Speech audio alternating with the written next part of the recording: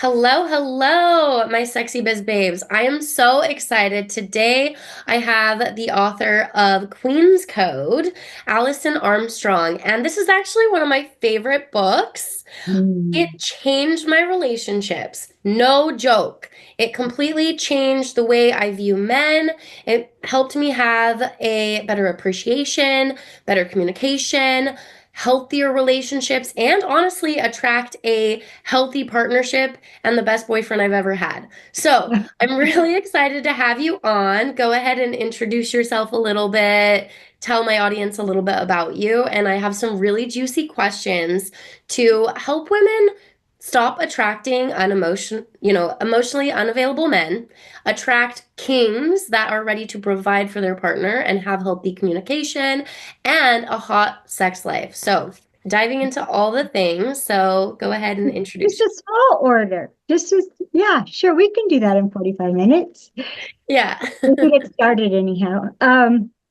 Well, Tia, I started studying men in 1991 when my friend and colleague who was sitting next to me was called a frog farmer. Just like in the first chapter of the Queen's Code. And I had a vision of all these frogs with little human heads and the realization that instead of turning frogs into princes, I was literally bringing out the worst in men. And I thought that's who men really were. And Mm-hmm. so to my friend Lisa, it was bad news, right? Like she literally stuck her tongue out at the man who called her a frog farmer. But I was thrilled because I had been involved in transformation since I was 19 years old. I knew I could transform myself. I tried to change men. I changed them. They went from wonderful to terrible. Yeah. And but I didn't know how I did it. So Yeah. since 1991, oh my gosh, I have traveled in so many different directions, starting with men and women, human beings, pack and herd animals, even instincts we have that are more primitive than than wolves and horses. And so I'm happy to help you unpack this. And Yeah. even with, So, even with this stuff that I got to connect the most recently as I started working on the King's Code ooh, exciting. Is that coming out? next year. It'll be out next year. Ooh, exciting. Okay, stay tuned. We will be definitely launching this and having her links in the bio. But the Queen's Code was just really impactful for me, and I used to communicate very ineffectively with men. And I would, attract men and they would wine and dine you and put their best foot forward. And then over time, you don't feel special anymore. You don't feel like they're trying to impress you. And you would get, like for me, I'd get complainy or dictate, do this. Why aren't you doing this? And I learned that, that's probably not the best way to address things.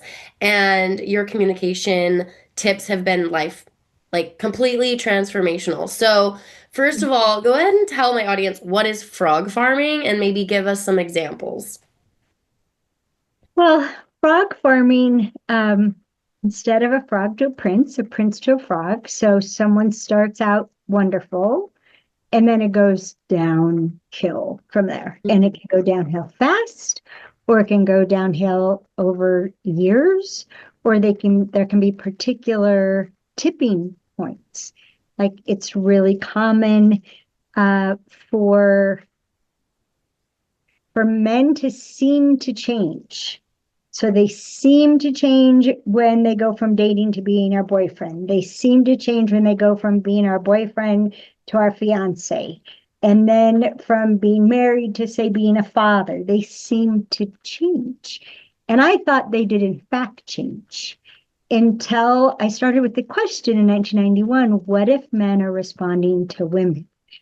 Mm-hmm. And if you're familiar with Keys of the Kingdom, the prequel to the Queen's Code, which is about the stages of development, that's a way that men are not responding to women.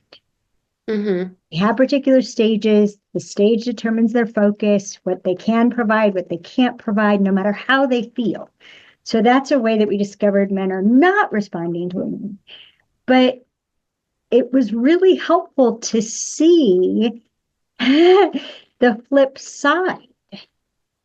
And ways that men are definitely responding to women is that when we go from dating to girlfriend, we change. Mm, yep. When we go from girlfriend to engaged, oh my God, he's going to be that way forever now. We Yeah. change. When we get married, we have whole new ideals for ourselves and for them. And Mm-hmm. when they get engaged, we're at odds with their behavior because we don't know that when they get engaged, they're already married and we're waiting to get married. So we haven't shifted into treating them like someone who's ours to care for. And they're trying to care for us and especially protect us. And they get bossy when they're trying to protect us and we interpret it the wrong way and we get really mad, right? And then, like, another really hard one is when we have babies because our instincts have us make the baby the most important thing in the world. And we think we know how to take care of it. And we're usually attack them for how they're interacting with them. And then, if you want to add on top of all that a career, right? If you have a business or you're mission driven like me, or you're career driven and you're going to climb a ladder, part of men's instincts is when they commit to one person, right? When they like, okay, you're my girlfriend, I'm your boyfriend, we're doing this together. Well, they don't, they like department stores.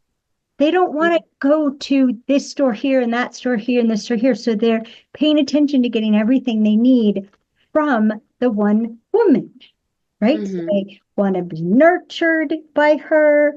They want to be paid attention to by her. They want to have some hot stuff going on with her. She's the person that they're looking to for admiration and appreciation. And we don't know that. We don't Mm-hmm. know how the way testosterone configures the brain, it makes them single focused. And now they're focused on getting everything they need from us. And if we're too busy doing something else, the way that normally gets expressed, Tia, is that, and they don't mean to do this, right? It's very much a reaction. Whatever they see is between them and getting what they need, they'll attack it. So you're spoiling that kid. Or Jesus, if I'd known your business was going to be, you were going to be married to your business instead of me, I would have done this. Right. So what Mm-hmm. they see is in front of them in line. And if they're even worse than second in line, like third or fourth in line, which men can encounter when a woman's career's in front of him, when her friends are in front of him, when her family's in front of him, they just get hopeless and discouraged that they're never going to get what they need. And then they literally instinctually they can't keep giving. Hmm. They have to withdraw their investment of energy and attention. They have to pull back. And what they're looking for, if they're not getting it here, like they still need it. So they're looking for attention, they're looking for admiration, they're looking for validation. Like when you said they don't try to impress me anymore. Okay, so when they were trying to impress you, how impressed were you? I think that's a good point. Yeah. Yes, because they they're so much more sensitive than we know and Yeah. even they think. And when a man's trying to impress you, if he can't impress you, if you're not like, wow, he knows he can give you what you need. He knows he can't make you happy. He's going to go away and find someone he can impress. And so Yeah. there's kind of like, I don't know if we'll get to it, but there's sort of two tests Hmm. that that I wish we would do early on before anybody's hearts get broken. And it's the test of can are you impressed by me? Do you have a wow to me? And there's also the other side of do you care what I need? And this is my That the man's test, like he's wondering if the woman can give him both what he needs. sides, Both sides, both yeah. sides. We teach this Mhm. in Dating with Distinctions to like from the very beginning, like one of the sessions in Dating with Distinctions is putting dating apps to work for you Mm, and okay. how to get out of the message zone immediately Yeah, because it's terrible for women. totally agree. It's it honestly, if anyone were listening to this, I'd say, hello, texting turns women into stalkers. Stop. Yeah, get off the apps into real life as soon as possible and just meet them, even if it's coffee, like, and just I talk on would the phone I or a wouldn't say that. FaceTime. I wouldn't say that. Don't meet Oh, them. okay. Don't go meet them because we teach this in Making Sense of Men, which is the only nonfiction book that I've ever published. Okay. There's two different kinds of attraction. Mm-hmm. And what men will say, they tend to word it like um, it's just physical. And I thought that meant they were just attracted to her body. Mm, yeah. No, no, couldn't be more wrong. Okay. When they say it's just physical, they're saying the part of themselves that's attracted to her is only his physical. Like literally only his body's attracted to her, not his heart, not his intellect, not his spirit, not all the parts that are needed to have a relationship work. That the only part that's responding to her is his physical part.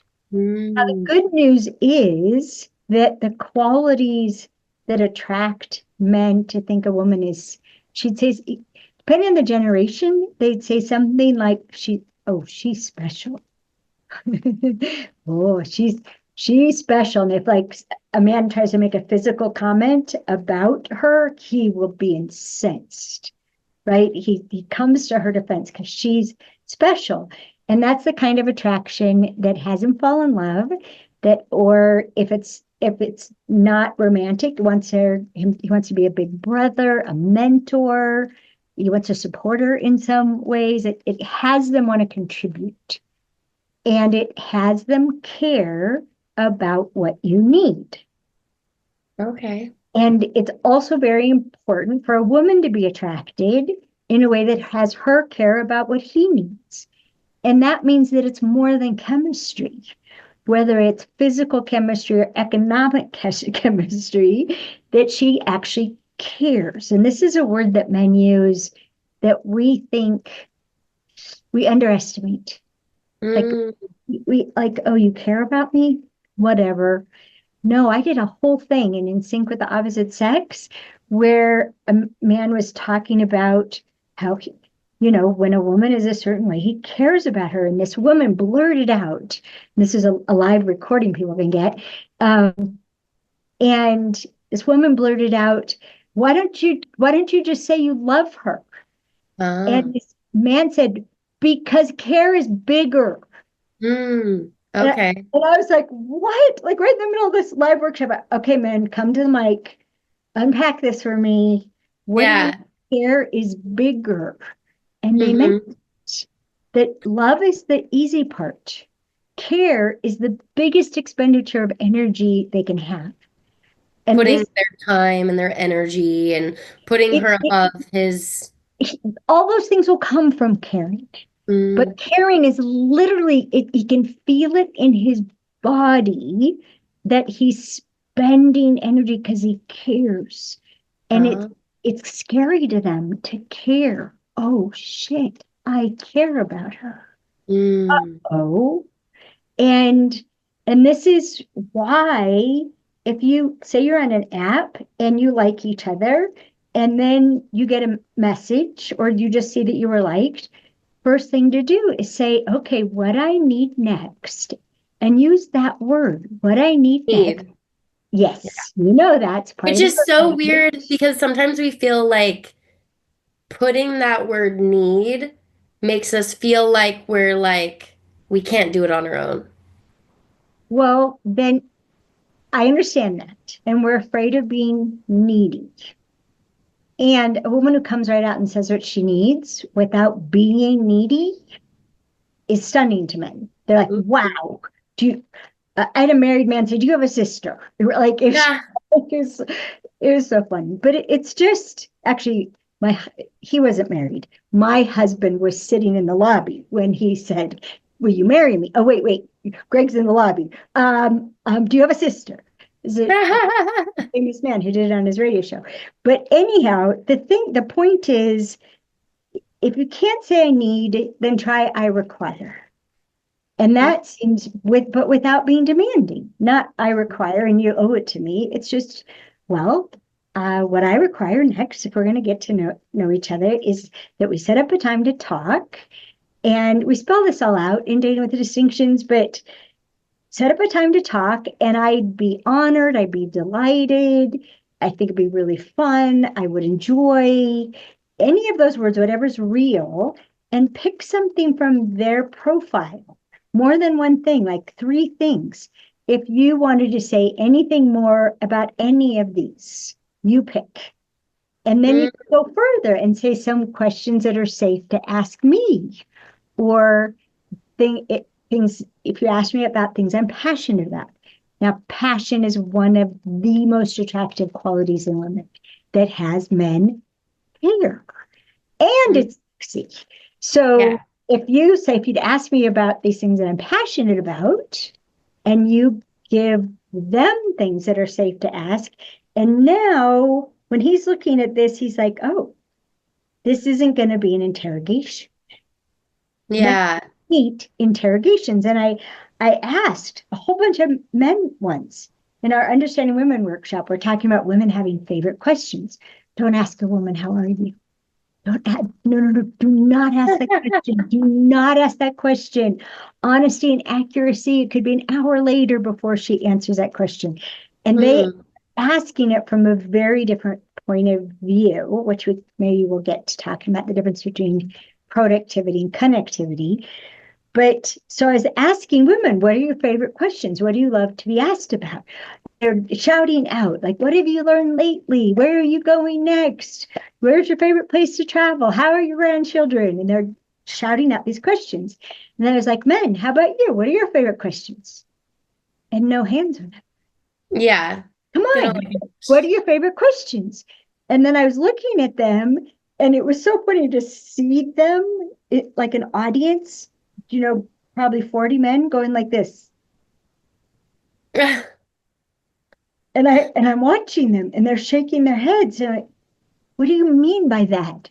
And this one man said, no questions. No questions, just discussions. No, no questions.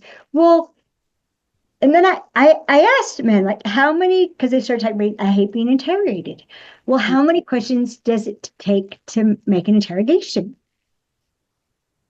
One. One question. So that's why, like in this thing that you say, what I would do next is set up a time to talk. And if you would say more about any of these topics, I would enjoy that. There's no questions. Mm, More like a yeah. playground. You're just opening Gotcha. the gate to a playground and you're not dictating where to go. You can say you can go on the swings or the slide or anything else you'd like to talk about. No questions. Now, you'll get probably three possible responses to this. One may be, well, aren't you bossy? The Oh, end. The end. This person does not care about what you need. They just yeah. want to get you naked. Do Yeah. not go any further. The Okay. end. Unlike them. He doesn't want to get to Not, know you. not, and he doesn't want you to get to know him. Mm, He, do, yes. he doesn't want to be known by you. And Yeah. he doesn't care what you need. He's just saying, well, are you bossy to say that? Right? Someone else might say, huh, they might just act like you never sent it. Oh, ignoring. Just ignore it. They just act like it didn't happen.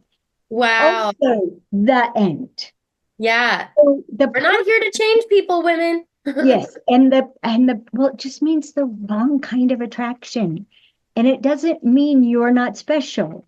Mhm. It means whatever they reacted to, and often it's the pictures we put in dating apps that are inciting physical attraction. I mean, I asked a panel of men once, how much skin does a woman have to show to remind you her entire body is covered in this delicious substance? Mm. The man who chose to answer it on the panel, he read the question and then he went like this, Just her face. not even her whole face, Just a little bit. just the whole bit. That's all. Yeah, Yeah. our skin is intoxicating to them. When Mhm. we're showing all kinds of it, it it it gets in the way of their heart. It gets in the way of their mind. They have the most primitive reaction to it. It can actually displace them seeing that you're special. Yeah. So, so we just don't have to show so much. We don't have to exude so much. We just a tiny bit, and then they know it's there. Just a teeny, Yeah. teeny bit of sexual energy or sensuality, and they know it's there. So if a man, doesn't respond at all or acts like he didn't say anything, the end. Can't even read. Next. He's not Yeah. going to read and respond. The end. If Yeah. he accuses you of being demanding, the end. The guy you want is the guy who says, sure. How about Friday at 6 o'clock? Yeah. Perfect. Here's my And number. for dating apps, because I'm all about like owning who I am. I mean, it is recommended through dating apps to like show a full body picture, show your personality. I usually have one sexier picture, and then the rest are showing sides of my personality. So, like a travel picture, a face picture, a friend picture, and then a sexier picture since my clothing my business is Sexy Biz Babe. So Right. I try to like do that, and I put that one at the last one when I was on dating apps. Right. What do you think of that? Because I do think you should show a full body picture, but I'm curious on your thoughts. Um, well, I am all about truth in advertising. If we ever started our own dating app, all photos would be date stamped, and anything older than a year would be out of there. And Agreed. Agreed. yes, and I think context matters. Mm-hmm. So if you're looking for someone who's going to be part of your life, then if you travel, a picture traveling. If Mm-hmm. you like, the only time I ever gave someone profile pictures of me, it included one of me on my tractor. Yeah. It included another one with a pitchfork. Yeah. Kind of shows the side of you, right? Yeah, it had me with my horses. Had so like in the this is the life you would be part of. Mm-hmm. So it's yeah. I'll Yeah. let you ask me another question, but I could just Yeah. keep going. No, that's fine. That's fine. Just real quickly, what are some signs that you are attracting frogs? Fargs? Oh my goodness. Yeah, what are some signs that you are frog farming or attracting those types of men? I know in my personal experience, it's like the men that don't want to have those conversations. It's the men that don't want to commit. It's the men that aren't there for your needs, wants, and desires. Like, for women listening, they're like, do I frog farm? What would you tell them? Like, what are the signs? Frog farming isn't about attracting frogs. Oh, it's about turning them into frogs? Yes, Yeah. Okay. So, like, really they are turning good, but then good we, men. okay. They start out wonderful. Yeah. And then I could frog farm in 10 days. I could bring out the worst in a man in 10 days. But I didn't know I was intentionally Okay. antagonizing his instincts, his Okay. needs. Yeah. Yeah. So So what if were you doing to bring out the worst in men? That's I a better. was I was emasculating Okay. Yes. What were you doing? them. I've read the book, so I know, but I'm like, yes. Well, in these days, 2 years ago, we came out with the audiobook, and I Hmm. would encourage you to listen to it. I have. Even more, you have. It's even Yes. more powerful, Yeah, right? I listen to it and read it. The reason why I Right. like listening to it is, yeah, I love that you are the person that's saying it, which I love. And then just when I want to like do an exercise, I'll bring out the book because I like want to write it down and like there's some exercises and some like verbiage that I've gotten better at because I have the book, but I Good do for prefer you. to listen. Yeah, that's great. Yeah. Well, I love people listening because we found out um, this amazing woman in South Africa had read the book, it changed her life, and then she listened to the audio book and interviewed me about the audiobook. And she said, Allison, when I read the book to myself, I didn't read the men's parts with as much emotion and sincerity as you do. And I realized it's because of my prejudice against men. Mm. I didn't think they could be that way. Yeah, yeah. I'm so glad the first time I listened, it was a listening to it because I Good. got to hear, Good. So, yeah, so the way the having heard it communication. first, now when you read it to yourself the way you heard me read it to you. Yeah. Oh, I love that. Yeah, Mm. it's so important. So so how we bring out the worst in men is we basically, okay, I don't talk about it this way in the Queen's Code because it wasn't in the Queen's Code and I didn't write the Queen's Code. I channeled the Queen's Code. But a way that I talk about this now is hierarchy of instincts. So if you think of literally a hierarchy, like the first one trumps the second one trumps the third one. And so how they go is procreate, then protect, then provide. So procreate, yes, sex, but it's also entrepreneurship. It's all kinds of creativity is that procreate energy. Then protect. Well, procreate always trumps protect. That's why we have to teach safe sex. Yes. That's why if you marry an entrepreneur, uh, put the mortgage payment aside before anything else happens, because Mhm. they will risk the mortgage for what the business needs. Yeah. Procreate trumps protect. Then protect trumps provide. And provide that givingness, that give mode, which the attraction that has a man think a woman is special, or my generation would call it charming and enchanting. That has a man be in give mode, where when he's just physically attracted, that has him in take mode, right? So we all want people to be in give mode. We want women to be overflowing, providing. We want men to be overflowing, providing. But what happens is when they're not providing what we think they should provide, what we expect them to provide, especially without asking, then we'll express that usually as a criticism or a complaint. Hmm.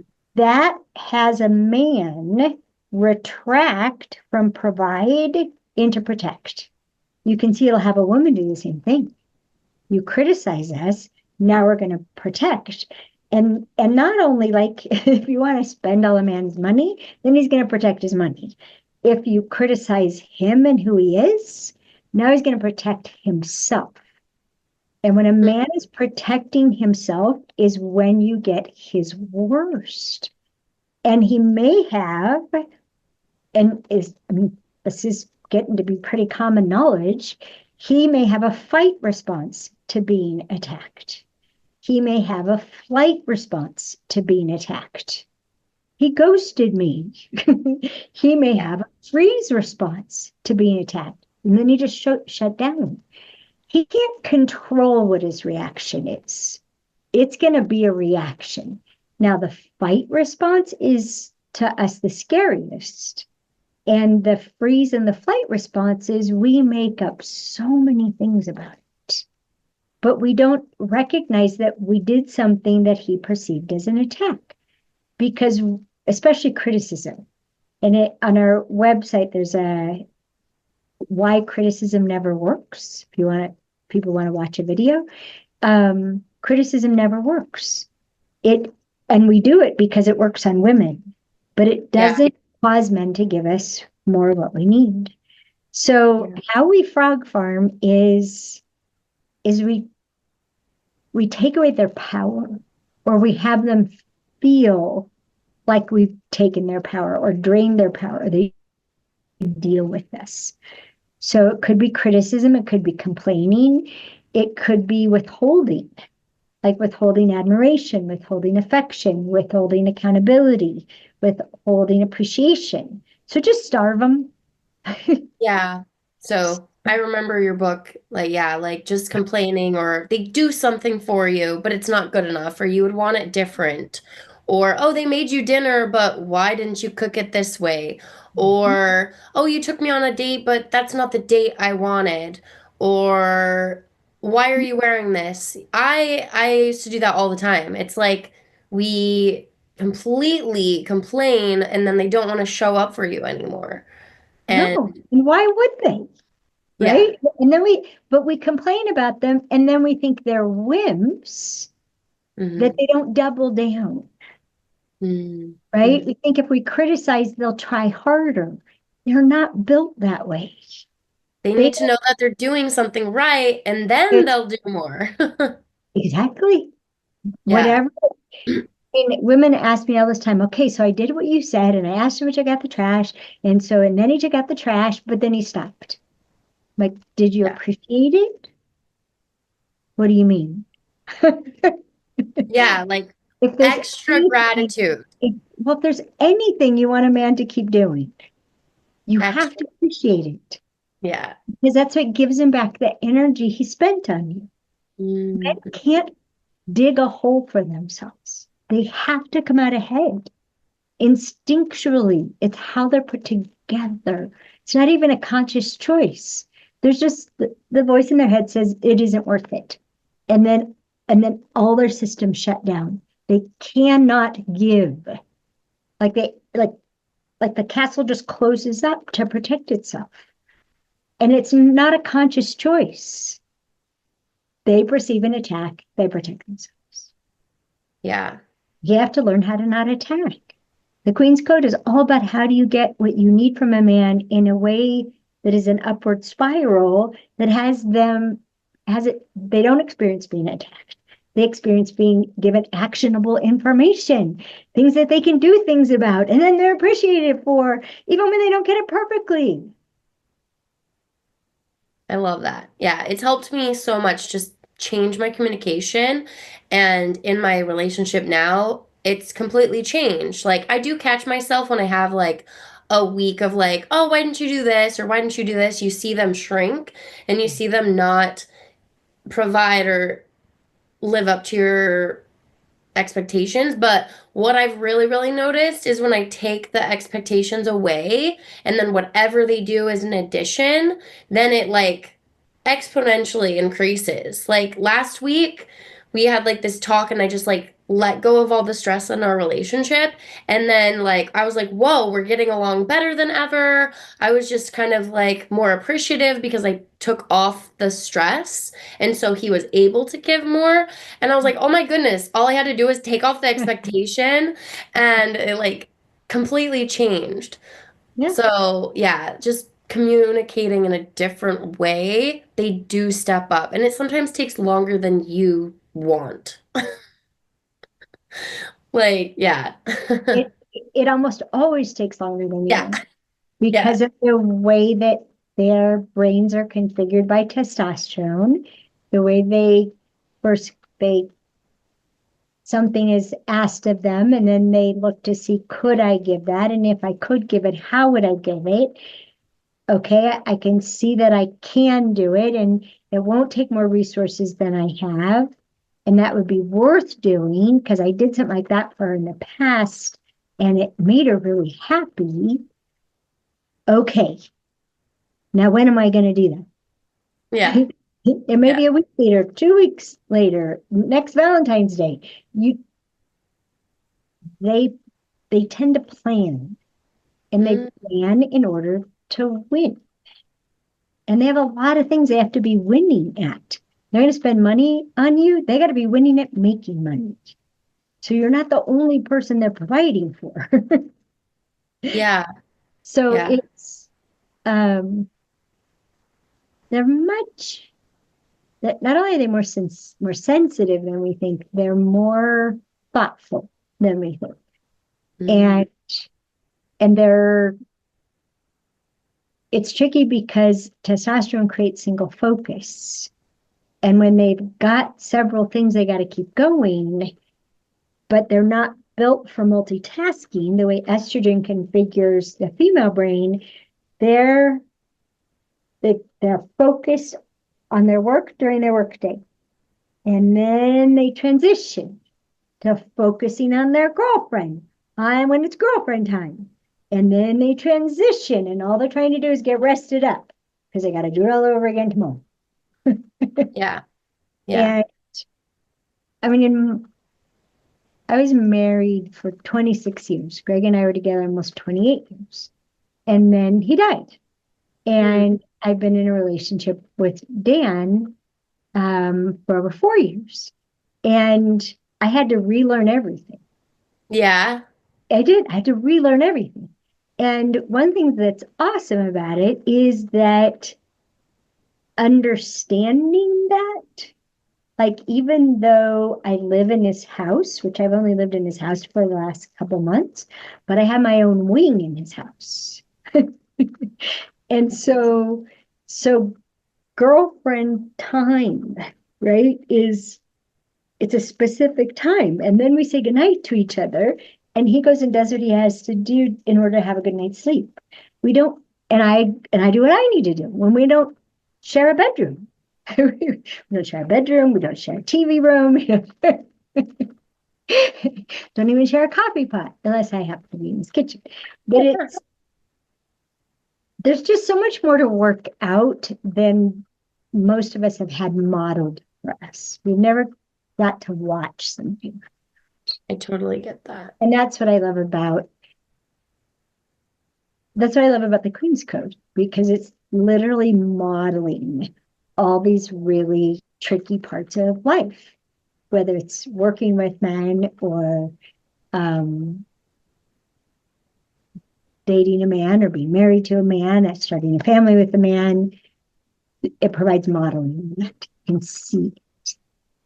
Yeah, it's helped me a ton. And Right? I use it over and over again. And, whenever I'm going through a struggle with my partner, I actually start listening to a chapter and I'm like, oh my gosh, I forgot. So I really use it as like a reminder to get into these because it's so easy to get back to the complaining and the controlling and the trying to fix men. And they're Uh-huh. just different and they need a little bit extra, they need extra gratitude, extra love, extra gratitude and praise, and that they're winning, so they keep going. Yeah. So I totally agree with that. And I would love to dive a little bit into intimacy. We have about 10, 15 minutes left. So if we can share a little bit of tips, I love that you're in a, more new relationship. Um, Yeah. what I noticed as a alpha female, like business owner, entrepreneur, I'm a person like to-do lists, get stuff done. I know how to take action, and I often turn to that in my brain is like, ooh, what's the easiest way, most efficient way to get this done? And so sometimes I feel like I have to tell them what to do. And then with intimacy, once I moved in with my boyfriend, I noticed, and I would love to hear what you think, because I think when you were going down the list of like procreation and the protection, I realized that with my partner, once I lived with him, he did take on a little bit more of my needs. And like we were super loving and had a really great relationship, but the intimacy wasn't as there as much because I think partially we were cohabitating and being friends, and like the spark wasn't as there, and I got to the like, how do I fix this? How do I like how do and he knew, he could feel that my expectation was up here and I was getting down here, and it Mhm. really made things worse. So I would love to hear like what your tips, advice on that is. Once you're not in that beginning stage, like what would Yes. you say to do? Yeah. Well, it's a huge subject. Yeah, I Yeah. think I think our understanding sex and intimacy courses, I think it's about 11 hours of video with Wow. Yes. prompts and things to pay attention to. And of course, you know about chapter 5 in from pumpkin hours to desserts, chapter 5 in the Yes. Queen's Code. And Yes. so here's the thing. Um,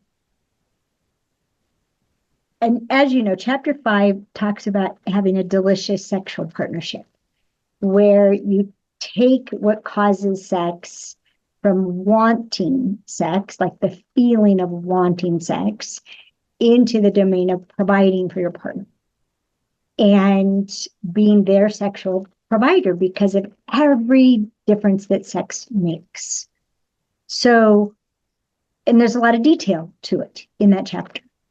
Um, One of the things that I think is important for everyone to consider is, do you really want sex?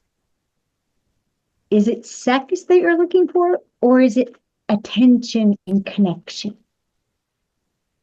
And that was one of the things that I had to work out in my relationship with Dan. Because long distance, when we were together, I got all kinds of attention and all kinds of sex. And then when I moved to the same town and to his backyard, all of a sudden it was a drought of, Yeah. Yeah. of it, I was like, what is this bait and switch? Yeah. Yeah. Where you like move in and you're like, what's going on? What's What's going on? Yeah. And but what I realized was that when I wanted attention, I would try to initiate sex, but I didn't really want sex. Mm. And so I wasn't, it was a bunch of mixed and confusing signals for him. Hmm. And when I finally blurted out that I'm not getting enough attention, I I moved here to see you every day. I Mm. need attention every day. Yeah. And I mean, he was grateful that it finally burst out of me. He goes, okay, this is what we're going to do. So every day we'll pick a time and and you pick a time because your schedule's more crowded than mine. And he always Hmm. grits because he's been retired for over 30 years. Yeah. Yeah. His schedule is not crowded. And you pick the time and you'll come over to me or I'll come over to you and we'll lie down and we'll hold each other and we can talk and maybe we'll fall asleep or maybe we'll get frisky and but every day we'll do it no matter what. That was 2.5 years ago. And we have only missed a lie down maybe 10 times where we were in the same building. Yeah. That's The other good. times were when I was off being a grandmother or something. Hmm. And so taking that aside to know, so this is attention time. Is there anything you want me to know about you? And is there anything you want me to know about you? And we pay attention to each other and we hold each other. And I often will be petting him, which builds oxytocin. So the bonding hormone is getting secreted, and I'm feeling all connected to him. And now that I live in this wing of his house, if he's out there, right? He's out there and I'm in here. And but if I go out there, he'll if not sitting down on his computer, he'll say, step hug. And because he's like 9 inches taller than I am. I think 10 inches Nice. than I am. And so I'll stand on a step Yeah. between the kitchen and the living room. I'll stand on a step Oh, and he'll come over and wrap these long old arms around me. And I get like five step hugs a day and lay down. So there's oh, and we the thing that's important, especially when you live together, is you gotta keep the embers alive. yeah. So if 9%. you so so you can be flirty, you can express desire. I think you're hot, right? You can kiss and hold it a little longer. I call it the gecko. Kiss him and I end up with tongue. Yeah.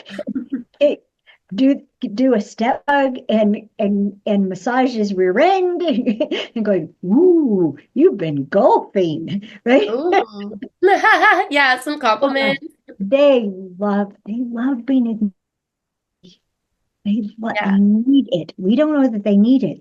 They need it. And like just to hug them, go, oh, that feels so good. I love how big you are. And they go, I love how small you are. I can't even do Yeah. it. Voice has this deep, deep rough. And Yeah.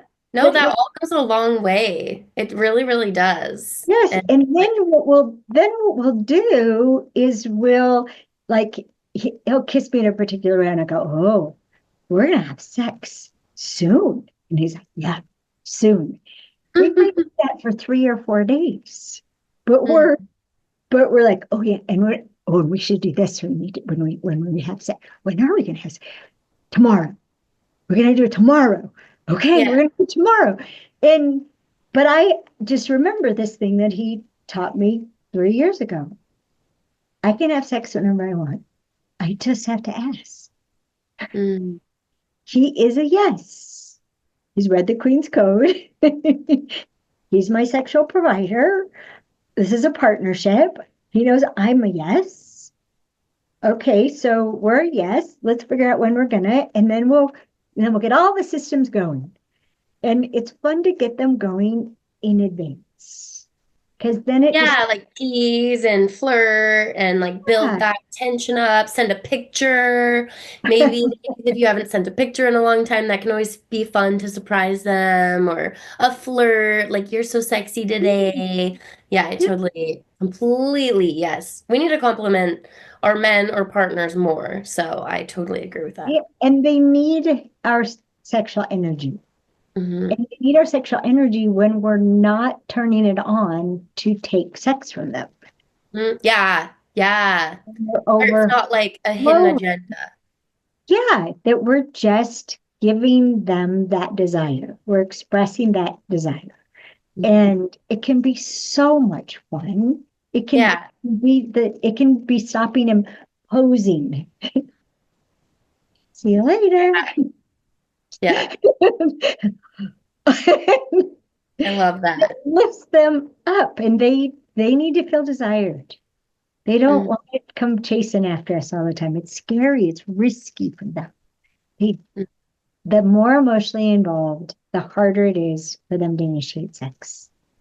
yeah, I did notice that. One thing that my partner said was just that he, just got comfortable and he just felt a lot of other needs and caring. And so when you brought all that stuff up, I'm like, yeah, he was getting more in that provider role in other areas and felt it more.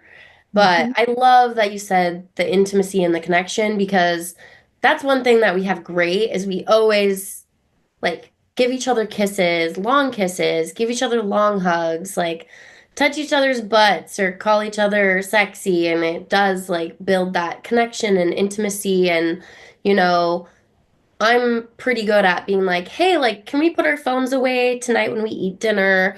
Can we put our phones away and let's not get watch Netflix. Let's just talk and catch up, but have our phones away, have screens away, and just like connect.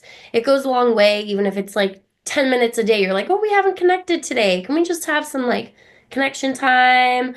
And then like intimacy is something that we've learned to prioritize or plan, even if it's doesn't have to be sex. It doesn't have to be like an orgasm or a goal, but just having that time where maybe we're doing a massage or like connecting, being close. It's helped so much, but we had to schedule it. We had to schedule it, put it in our calendars, prioritize Eyes it. are busy. Yeah. And it may sound not sexy, but it's super helpful and it's needed. Yeah, the idea that we're going to spontaneously ignite um, often enough, um, that can happen in relationships that are based on pure physical attraction, um, but they will be unfulfilling in so many other ways. Yeah.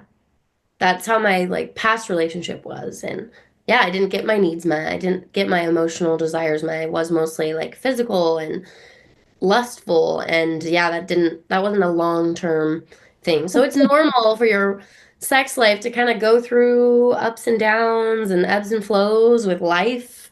And yeah, prioritizing it takes some work. It does. Yeah, I love that. Well, any last tips or advice? And then I would love if you shared where can they find you and anything else you'd like to promote. Wow. Oh my goodness gracious. Uh, I mean, we have an official curriculum on our website that's over 100 hours of videos. And Wow. I spend 10 hours a month answering questions of people who are going through our curriculum. And it's awesome. I do it because they're on a journey, they're in a process, and they can get stuck in different places, especially in implementing what they're learning in different contexts. Like, how do you apply this at work? Or how do I apply this with my 7-year-old? Um, and then we have, and right now we're in a holiday sale. So everything on the shop products is 45% off. And that's where you can get things like dating in the dark, connecting through conflict, um, own your ultimatums. Super important to own your ultimatums and be loyal to your ultimatums, the things you can't live without or will not live with. More clarity we have about we need to have to let someone be that important to us. Mhm. Which means we have to get to a place where we're not trying to get rid of being single. Being single has so many benefits. So many benefits. And if we're trying to get rid of it, we won't choose wisely. Yes. And in Definitely. scarcity. Yes, exactly. And yeah. Okay, so there's something on our website called Looking for Chemistry and Connection. And I produced it earlier this year because those are the two things, that and love, are the things that people believe are scarce. So if they have great chemistry, they're going to latch onto that because, oh my gosh, where am I going to find that again? Or if they have this deep connection, then they'll latch onto that because, oh my gosh, that's so hard to find. Or, but I love him, right? No, I'm not getting what I need, but I love him. Well, Hmm. causing those loving feelings between looking for chemistry and connection and causing those loving feelings, you literally can find out nothing, none of that is scarce. And you get to decide, and you can cause more chemistry. You can even cause less chemistry if it makes you crazy.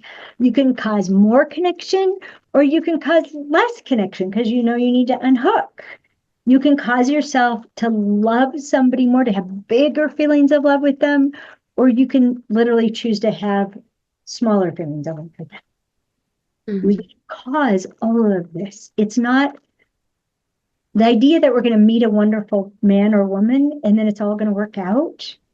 No, it doesn't work out. Takes so much work and effort. And I mean, And yeah, a awareness. relationship. It takes two people putting effort and work and communication and change and yeah. People get into relationships and they're like, oh, it's just easy. No. Mm-mm. And if you really want to blow it up, Tia, on our website, it's an entry level course. It's called Lux. It stands for Liberation, Understanding, and Extraordinary Relationships. If you want to take your so called relationship to a whole other level, I would recommend doing that. Uh, Awesome. yeah, because the biggest problem people are having in relationships has to do with the nature of relationships themselves, which I've only spent 3.5 decades on this. Yeah, yeah. 100%. Oh, well, I have so many questions I want to ask you, but time is up. So I am so grateful to have you on my podcast. I have Thank her link you. in the bio. I believe it's AlisonArmstrong.com with one L. Yep. And go check out her book. I love it. Listen to the audio. You buy it on her website. There's also courses. And yeah, I am so grateful to have you on. Thank you for coming.